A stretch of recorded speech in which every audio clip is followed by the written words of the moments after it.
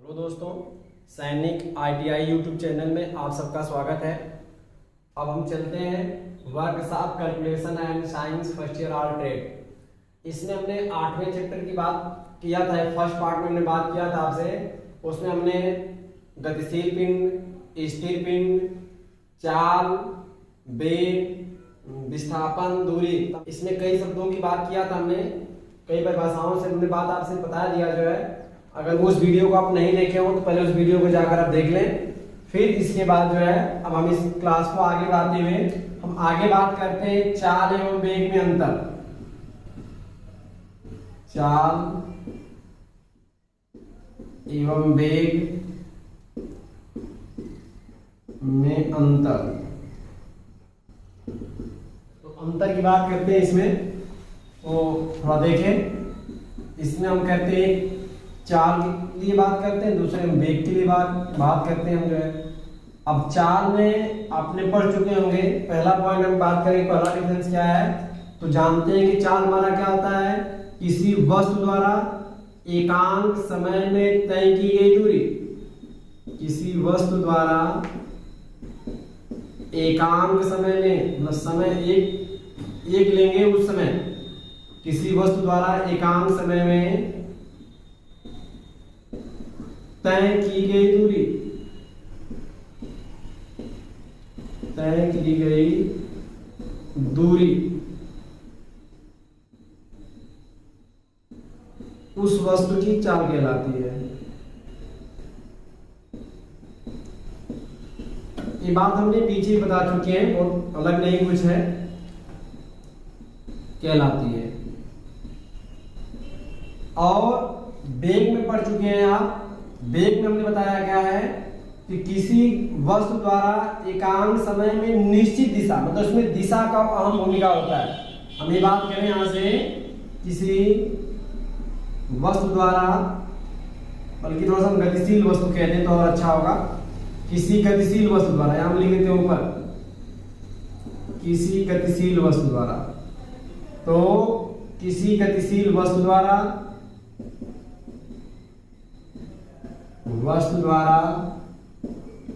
एकांक समय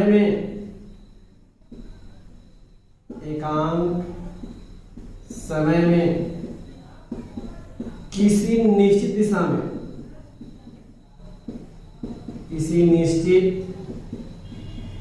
दिशा में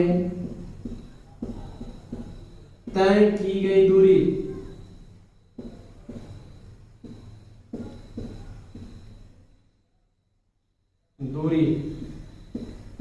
उस वस्तु का वेग कहलाता है। ये हुआ, मतलब वेग के लिए हमारा जो है जो दूरी तय करेगा वो दिशा के साथ तय करेगा। दिशा का ज्ञान उसके पास होगा, तो जो दूरी तय करेगा वो उसका क्या कहलाएगा, वेग कहलाएगा। अब दूसरी बात करते हैं कि ये हमारा होता क्या है, ये हमारा क्या होता है, एक अदिश राशि होता है। बताइए दिया हमने दूसरा अंतर। इसमें दूसरा डिफरेंस हमारा है कि क्या होता है, हमारा सदिश राशि होता है। इस बात को हमने पिछले वीडियो में स्पष्ट किया है, क्यों सदिश कहते हैं, क्यों अदिश कहते हैं। थोड़ा अगर उसको आप नहीं देखे हैं उस वीडियो को, तो पहले पीछे जाकर प्लेलिस्ट में उसको देख लें आप। तीसरी बात करते हैं, तीसरा डिफरेंस होता है क्या, चाल के लिए पढ़े होंगे। चाल बराबर क्या होता है आपका, ये होता है दूरी बटे समय। और यहां से अगर हम बात करेंगे, वेग बराबर हमारा जो होता है ये होता है विस्थापन बटे समय। तो देखिए, चूंकि आपका वैकल्पिक प्रश्न है होते हैं आरटीआई में, जो है वैकल्पिक प्रश्न अक्सर पूछे जाते हैं, तो ये कभी कभी इस तरह सूत्र के रूप में पूछ ले आपसे तो अलग चीजें हैं, और ऐसे लिखने का मतलब है कि सब चाल बराबर दे दिया, दूरी बटे समय, वेग दे दिया, विस्थापन बटे समय दे दिया। वैकल्पिक प्रश्न यहां से पूछ लिए जा सकते हैं आपसे, तो थोड़ा सा इसको ध्यान रखें। और इसमें मुख्य अंतर हमने आपको बता ही दिया, कैसे पूछ दिया आपका कि चाल किस प्रकार की राशि है, या पूछ दिया आपसे कि चाल और वेग में क्या अंतर है। तो उसमें से कोई विकल्प देकर आपसे प्रश्न पूछ ले तो उसके लिए। अब हम आगे थोड़ा सा बात करते हैं, त्वरण की। अगला पॉइंट हम बात करते हैं टॉपिक की त्वरण। चलिए त्वरण पर बात करते हैं। तो त्वरण क्या होता है, देखिए थोड़ा सा हम परिभाषा की पहले बात करें तो कहेंगे किसी गतिशील वस्तु के वेग परिवर्तन की दर, थोड़ा सा बात को ध्यान दें आप, किसी गतिशील वस्तु के वेग परिवर्तन की दर, मतलब वेग में परिवर्तन किस दर से हो रहा है, वेग परिवर्तन की दर को उस वस्तु का त्वरण कहते हैं, को उस वस्तु का त्वरण कहते हैं। और एक जब वस्तु का वेग बढ़ रहा हो, जब वस्तु का वेग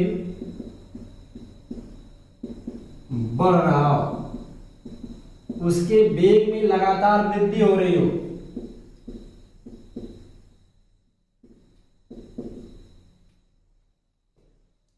अब देखिए हम इसे दिखाते किससे हैं, इसे हम स्मॉल ए से प्रदर्शित करते हैं, नोटेशन में स्मॉल ए से प्रदर्शित किया जाता है। और त्वरण की अगर बात करें परिभाषा को, त्वरण यही से सूत्र बन जाता है आपका। अभी त्वरण आपने पढ़ा कि वेग परिवर्तन की दर, मुख्य बात देखिए इसकी परिभाषा नहीं है कि वेग में परिवर्तन किस दर से हो रहा है, किसी गतिशील वस्तु के वेग में जो परिवर्तन होने की दर है, मतलब उसके वेग में जो वृद्धि हो रही है किस दर से, 1 सेकंड में बहुत अधिक बढ़ गया, 1 सेकंड में नॉर्मल बढ़ रहा है, 1 सेकंड में बहुत कम बढ़ रहा है, 2 सेकंड, मतलब किसी भी समय की बात करते हैं, वह उसके वेग में परिवर्तन की दर क्या है, वेग बढ़ कैसे रहा है, तो वेग परिवर्तन की दर ही उसका त्वरण कहलाता है। तो अब हम त्वरण की बात करें, त्वरण क्या कहेंगे, यहां सूत्र बन जाएगा वेग परिवर्तन बटे समय, ये हमारा त्वरण के लिए सूत्र बन जाता है। यहां से हमने कह दिया त्वरण की परिभाषा आपका वेग परिवर्तन बटे समय, तो हम पर इसकी मात्रक की बात कर लेते हैं।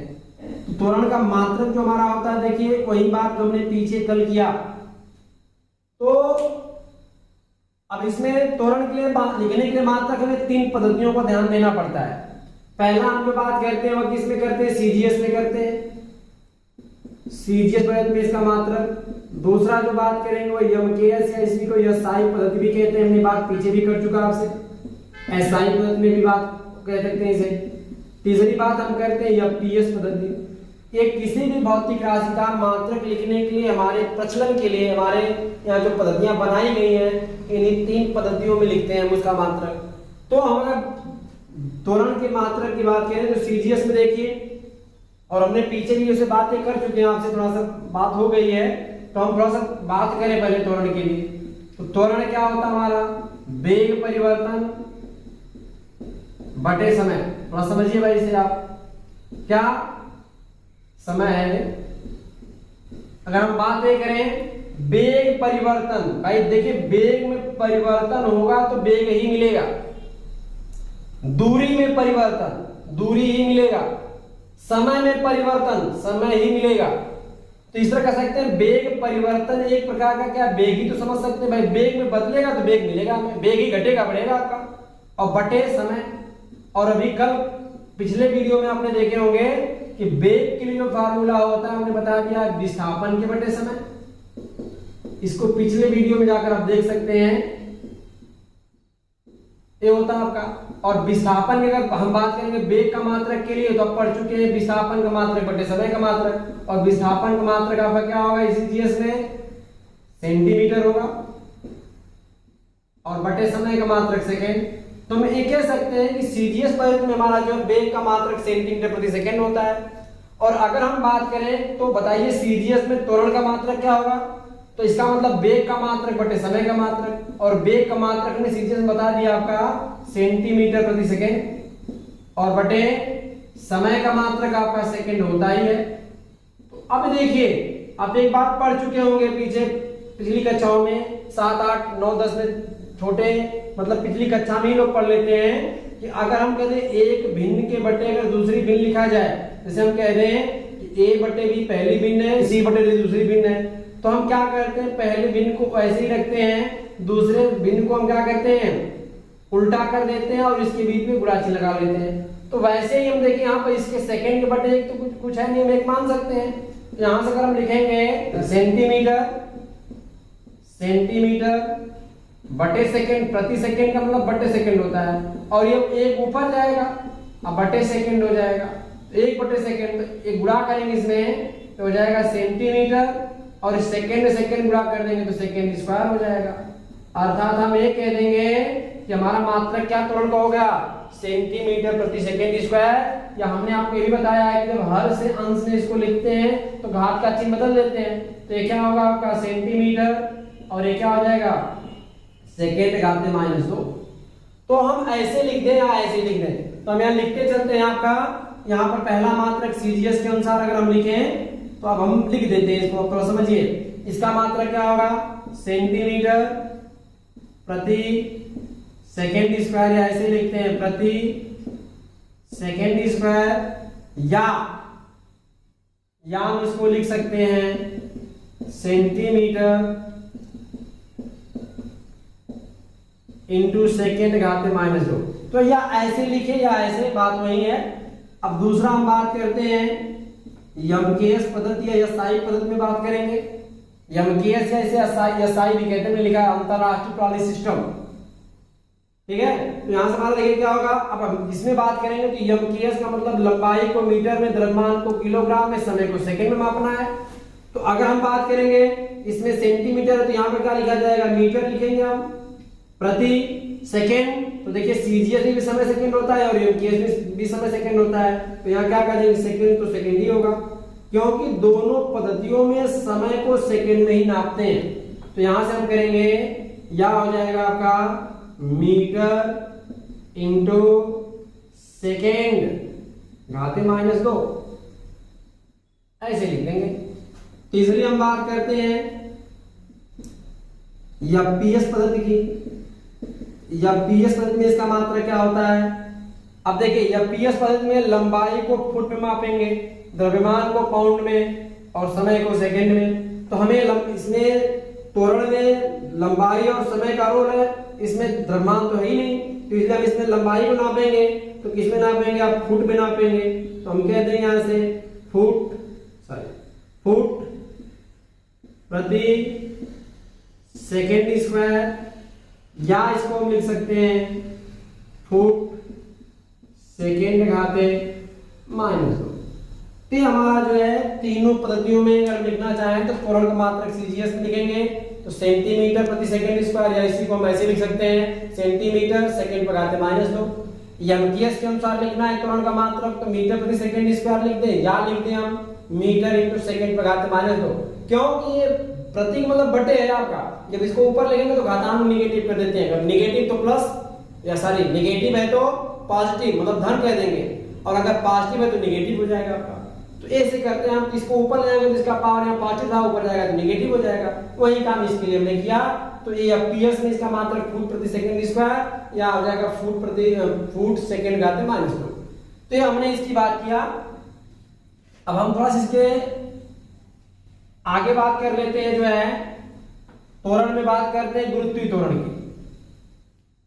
इसकी बात करें हम गुरुत्वीय त्वरण को, गुरुत्वीय त्वरण ग्रेविटेशनल एक्सेलरेशन कहते हैं।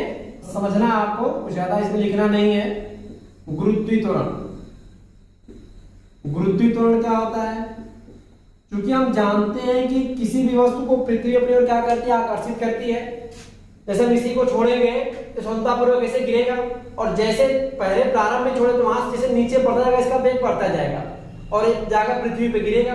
तो कह सकते हैं कि जब किसी पिंड को स्वतंत्रतापूर्वक छोड़ देते हैं, या कह सकते हैं, एक ही बात बोल सकते हैं कि जब पृथ्वी किसी वस्तु को खींचती है तो उसके वेग में लगातार वृद्धि होती है, और जब वेग में वृद्धि होगा तो त्वरण उत्पन्न हो जाएगा, और जो त्वरण उत्पन्न होगा उस त्वरण को हम बोल देंगे गुरुत्वीय त्वरण।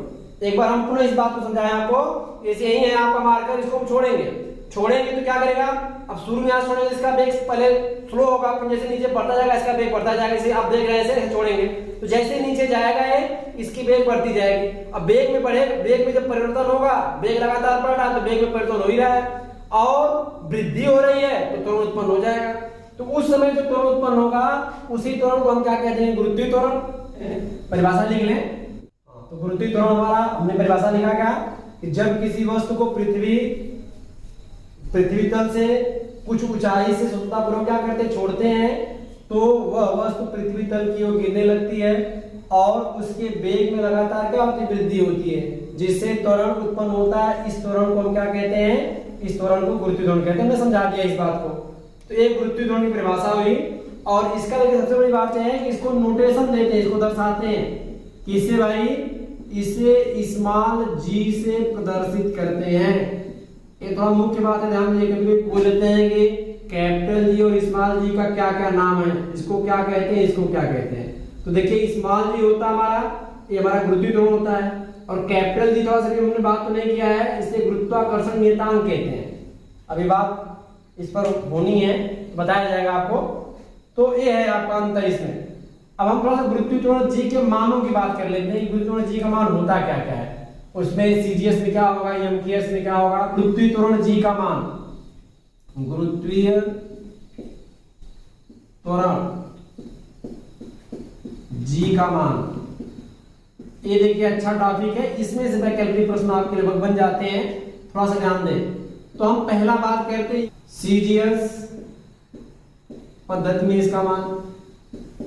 तो एक बात देखिए, सीजीएस पद्धति में इसका जो मान होता है यह 981 सेंटीमीटर प्रति सेकेंड स्क्वायर होता है, प्रति सेकेंड स्क्वायर। ये होता हमारा गुरुत्वीय त्वरण जी का मान, में जी की वैल्यू इतनी होती है। दूसरी बात हम ये करते हैं एमकेएस पद्धति के अनुसार, एमकेएस पद्धति में इसका जो मान होता है, जी की जो वैल्यू होती है ये 9.81 और मीटर प्रति सेकेंड स्क्वायर होता है। तो याद रखें, ये आपको थोड़ा समझने की बात है, याद रखने हैं। हम दूसरा बात करते हैं एफपीएस पद्धति में इसका मान। एफपीएस पद्धति में इसका जो मान होता है जी का, वह होता है 32, थोड़ा सा याद रखिएगा, 32 फुट प्रति सेकेंड स्क्वायर।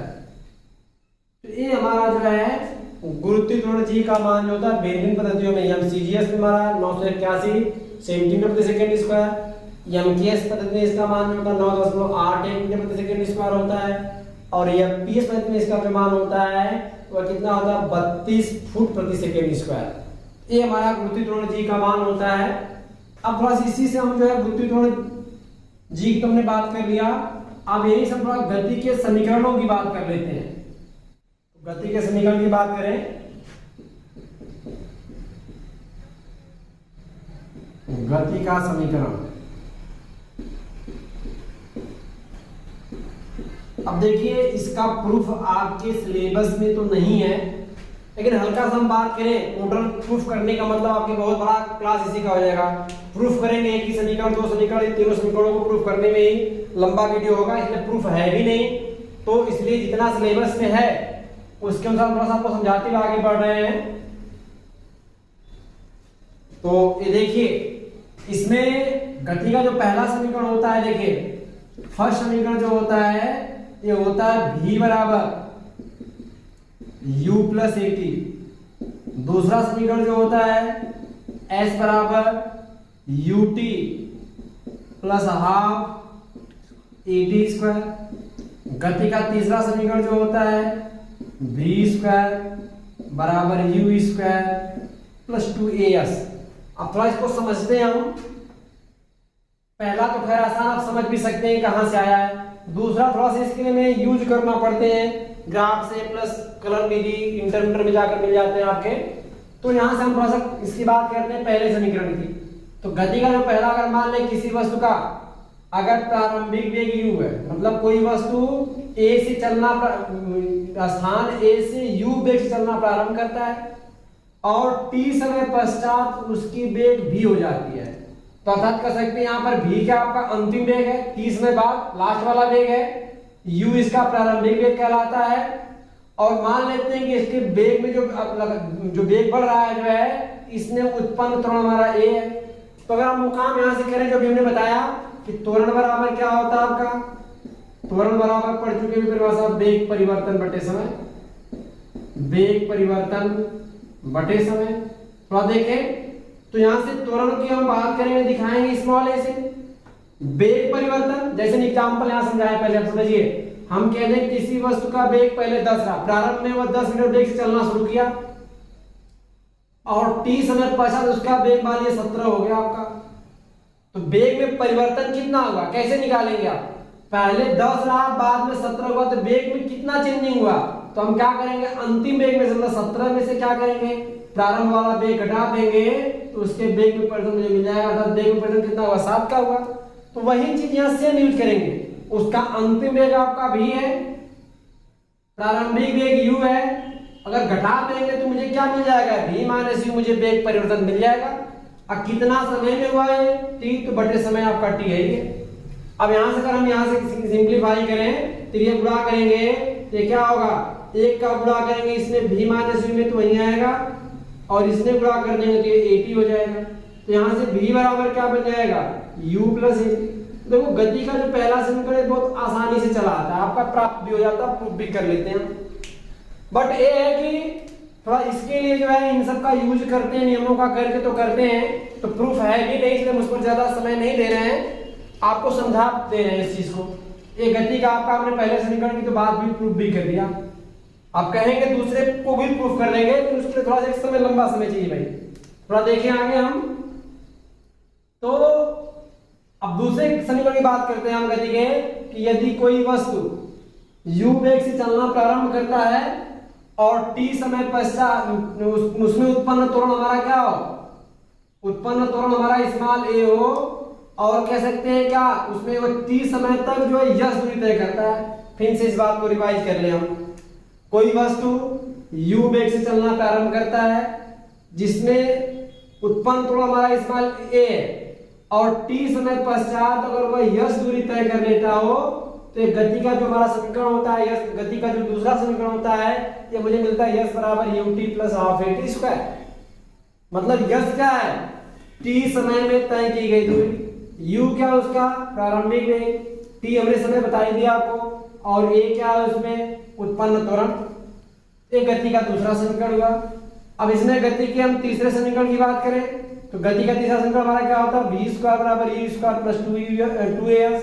क्या होता हमारा, यदि कोई वस्तु u वेग से चलना प्रारंभ करे, t समय पश्चात अगर वह यश दूरी तय कर लेता हो और उसमें उत्पन्न त्वरण a हो, तो गति का तीसरा समीकरण जो हमारा होता है वह क्या होता है, v स्क्वायर बराबर u स्क्वायर प्लस 2as। तो एक गति के 3 समीकरण होते हैं, इसको थोड़ा सा ध्यान में याद रखें, इसमें आपसे कभी कभी विकल्पित प्रश्न बनाकर पूछ ले। तो ये हुआ हमारा। अब एक आध सवाल इस पर हम आपके क्वेश्चन जो दिए हैं, एक दो सवाल इस पर करके तो फिर हम आगे आपसे बात करेंगे। तो हम एक दो सवाल आपसे कर लेते हैं।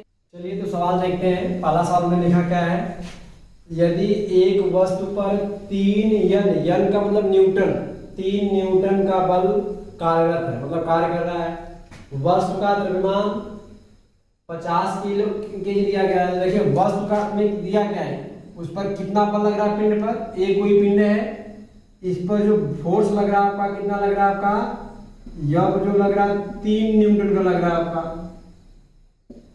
और कितने ये पिंड का द्रव्यमान कितना आपका, यम जो दिया गया कितना आपका 50 केजी है, और कितने समय तक है 4 सेकेंड बाद, समय कितना दिया आपका 4 सेकेंड, t जो है 4 सेकेंड हो गया, 4 सेकेंड बाद का वेग वह तय की गई दूरी, मतलब 4 सेकेंड बाद उसका वेग कितना होगा ये पूछा आपसे v, और दूसरा क्या पूछा आपसे दूरी यश। ये 2 प्रश्न आपसे किया है कि इन दोनों का मान कितना होगा, थोड़ा सा हम देखें इस चीज को। तो हम जानते हैं मुझे बल निकालने के लिए, सॉरी हमें वेग निकालने के लिए पहले मुझे क्या चाहिए, त्वरण चाहिए। तो त्वरण बराबर क्या होता है आपका, अभी बता दिया त्वरण बराबर क्या होता है, जैसे निकाले हम पहले F बराबर क्या होता है आपका m में होता है, बल F बराबर क्या होता है m में। या हम ये कह सकते हैं कि हमने न्यूटन का नियम बताया नहीं है कि सवाल थोड़ा इसमें मिश्रित है, गति के समीकरणों से मिश्रित सवाल है, तो थोड़ा सा ध्यान दीजिए कि बल F बराबर m में होता है, जहाँ F आपका बल दर्शाता है, m उस पिंड के द्रव्यमान को और ये त्वरण बताता है। तो यहाँ से बल का मान रखें, बल कितना काम कर रहा है 3 न्यूटन का, यम कितना आपका है 50 केजी, ए यहाँ से निकल जाएगा आपका। तो ए कितना आएगा आपका 3/50, और जगह नहीं से मिल रहा है भाई, यहाँ लिख दे बगल में यहाँ से। तो ए क्या होगा 3 में अगर हम 50 का भाग करेंगे अगर, तो भाग करके देख भी सकते हैं आप, अगर 3 में 50 का भाग करें तो कितना होगा, ये भाग तो जाएगा नहीं, दशमलव लगाएंगे यहाँ 0 बढ़ जाएगा। ए होगा आपका कितना 300 होगा, सॉरी यहाँ 0 बढ़ा 10 के बाद ये भी भाग नहीं गया तो फिर 0 बढ़ा कर तब यहाँ 0 बढ़ाएंगे आप, फिर 300 हो जाएगा, और भाग करेंगे तो कितना बढ़ जाएगा 6 बढ़ जाएगा, 0 6 5 30। तो इसकी वैल्यू जो होगी आपके भाग करेंगे तो ए का मान हो गया 0.06 मीटर प्रति सेकेंड स्क्वायर, मीटर प्रति सेकेंड स्क्वायर, ये निकल गया हमारा। और हम जानते हैं, यहां से इसको मिटा दें, हम इधर लगा देते हैं आपका, हम जानते हैं क्या गति का जो समीकरण होता है आपका v बराबर क्या होता है, v बराबर होता है आपका u + at। अब यहां से v आपने निकाला, a पता है ना, v निकाला आपने, t 4 सेकंड दिया ही है, u क्या होगा आपका 0। क्यों, जब कोई वस्तु विराम से चलना है, जब कोई वस्तु विरामावस्था में हो, जब वो चलना है, कोई वस्तु कह रहा प्रारंभिक वेग न दिया तो कंफर्म कोई वस्तु विराम से ही चला होगा, इसलिए u को 0 कर देंगे यहाँ से। तो जब u को 0 करेंगे यहाँ से तो मुझे v निकल जाएगा, तो v बराबर होगा u 0 हो गया, a आपको पता है 0.06 और आपका जो है t 4 सेकंड है, और इसका जब हम गुणा कर लेंगे तो यहाँ लिखे हम उसका वेग जो होगा कितना होगा आपका, गुणा करें इसका 4 × 24 0.2 अंक लगेगा 0.24 मीटर प्रति सेकेंड। एक जवाब तो ये मिल गया मुझे, उसका वेग पूछा है आपसे, वस्तु का वेग। अब तय की गई दूरी भी पूछा है, इसको मिटाएं तो तय की गई दूरी कैसे निकालेंगे भाई आप, ये जानते हैं गति का समीकरण क्या होता है, v² बराबर uv² + 2as।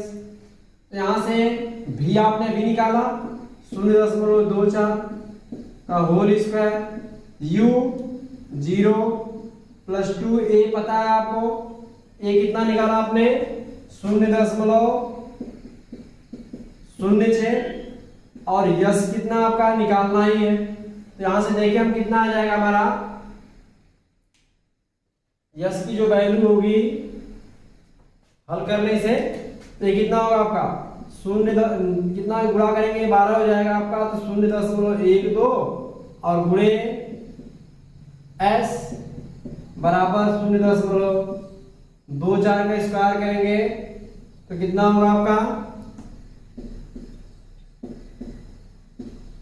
0.4 अंक, तो इसका मान इतना आ जाएगा 0. देखिए इसमें हम 0.24 में अगर 0.24 का गुणा करेंगे तो 24 से गुणा करेंगे तो 576 आ जाएगा आपका, 24 का वर्ग 576 होता है।